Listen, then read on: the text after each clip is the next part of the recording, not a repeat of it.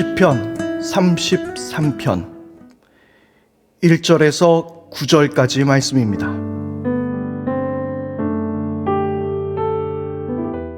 의인들아, 너희는 주님을 생각하며 기뻐하여라. 정직한 사람들아, 찬양은 너희가 마땅히 해야 할 일이다. 수금을 타면서 주님을 찬양하여라. 10줄 검은 고를 타면서 주님께 노래하여라. 새 노래로 주님을 찬양하면서 아름답게 연주하여라. 주님의 말씀은 언제나 올바르며 그 하시는 일은 언제나 진실하다. 주님은 정의와 공의를 사랑하시는 분, 주님의 한결같은 사랑이 온 땅에 가득하구나. 주님의 말씀으로 하늘을 지으시고 입김으로 모든 별을 만드셨다. 주님은 바닷물을 모아 독에 담으셨고 그 깊은 물을 모아 창포 속에 넣어두셨다. 온 땅아, 주님을 두려워하여라. 세상 모든 사람아, 주님을 경외하여라. 한마디 주님의 말씀으로 모든 것이 생기고 주님의 명령 한마디로 모든 것이 견고하게 제자리를 잡았다.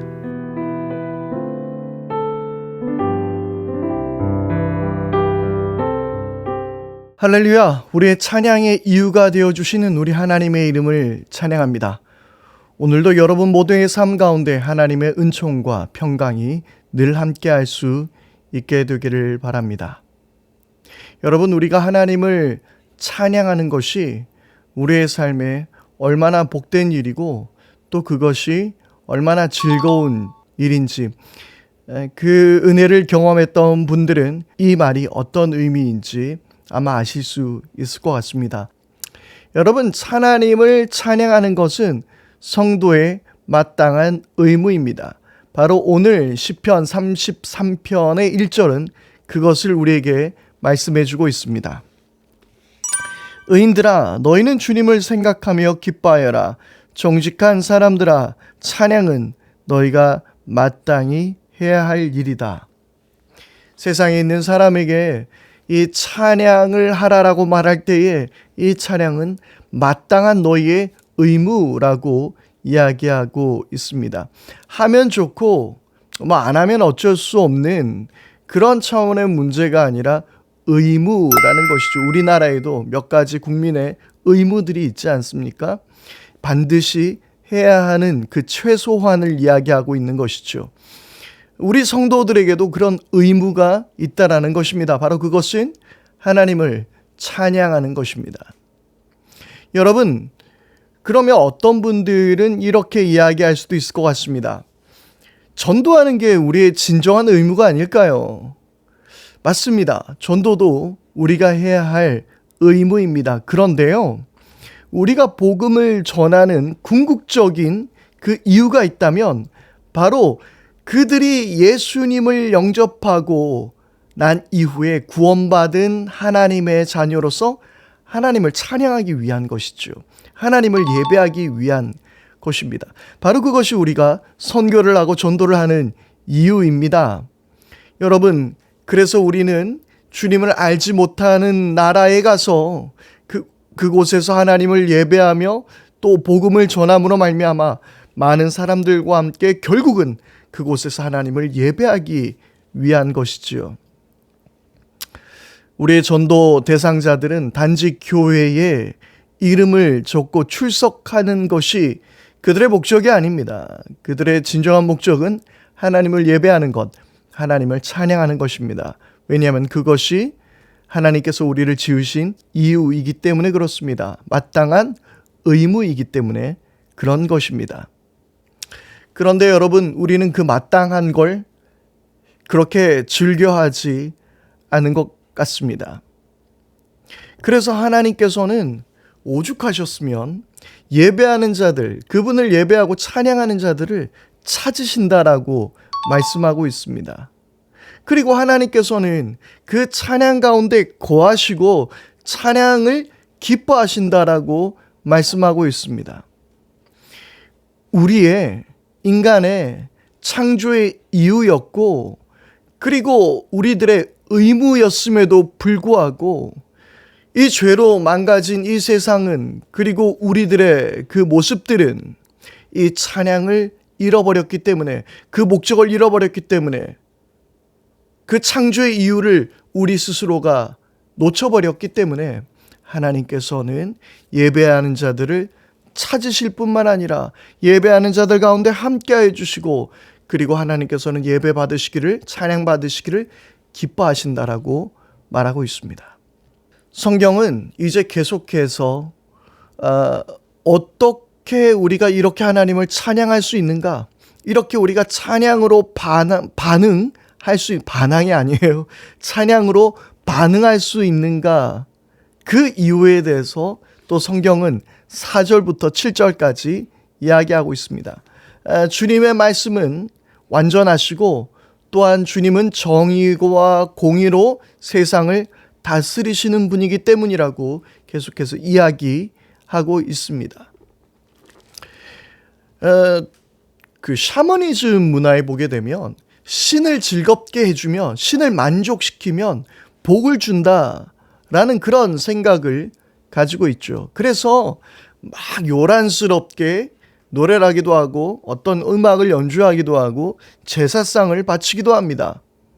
그러나 여러분, 우리가 기억해야 하는 것은 샤머니즘, 이방 그런 우상들은 그 신을 즐겁게 해야 그 신이 나에게 복을 준다라고 생각하고 있지만 우리 하나님은 그렇지 않습니다.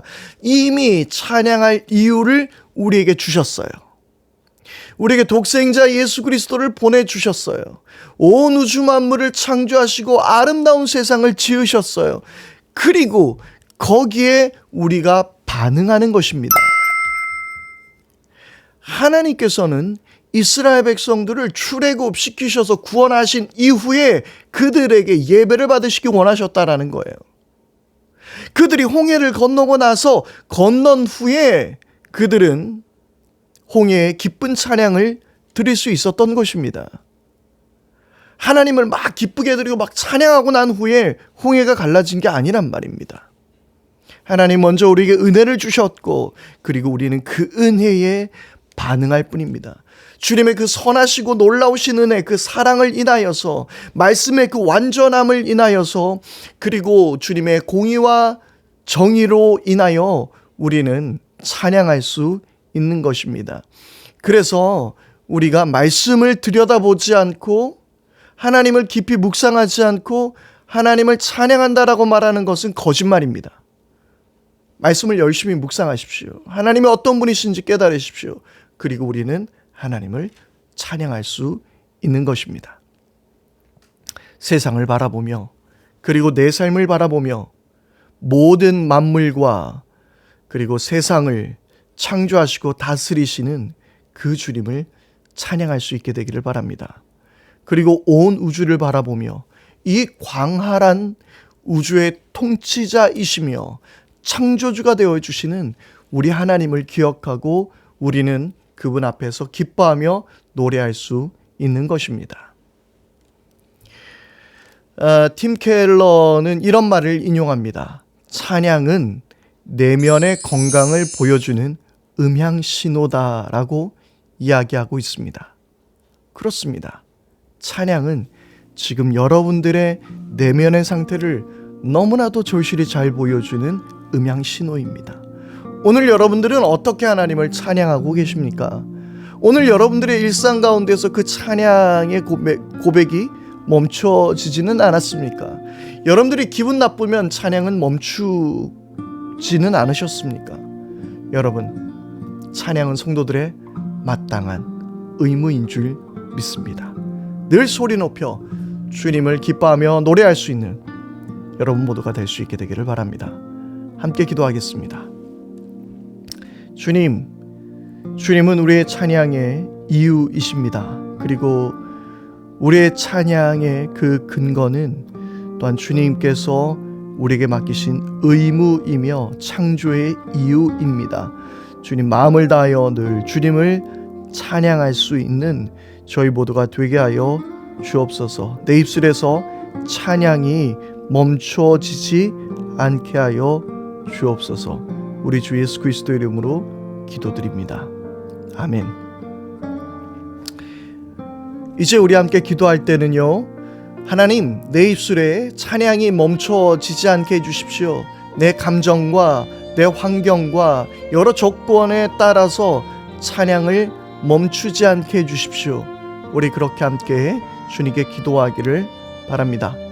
또한 우리 기도할 때에 주님, 내 사랑하는 이웃이, 그리고 우리의 가족이, 아니면 여러분들의 전도의 대상자가 하나님을 찬양할 수 있는 사람이 되게 하여 주십시오. 단지 예수님만 알고 교회 출석하는 것, 그것으로 멈추는 것이 아니라 진정으로 하나님을 찬양하기를 기뻐하는 그런 예배자들이 되게 하여 주십시오. 우리 그렇게 함께 기도하기를 바랍니다. 그리고 세 번째로 우리 함께 기도할 때에 주님, 내 삶 속에 일어나는 모든 일들을 바라보며 하나님을 찬양하는 이유가 되게 해주십시오. 늘 하나님의 은혜를 말씀을 통해서 또 뿐만 아니라 여러 사람들과의 만남 가운데, 그리고 온 우주 만물을 바라보는 가운데 늘 그 찬양의 고백이 넘쳐나게 하여 주옵소서. 우리 그렇게 함께 기도하기를 바랍니다. 오늘 하루 주님의 은혜 안에서 승리하는 복된 날 될 수 있게 되기를 바랍니다.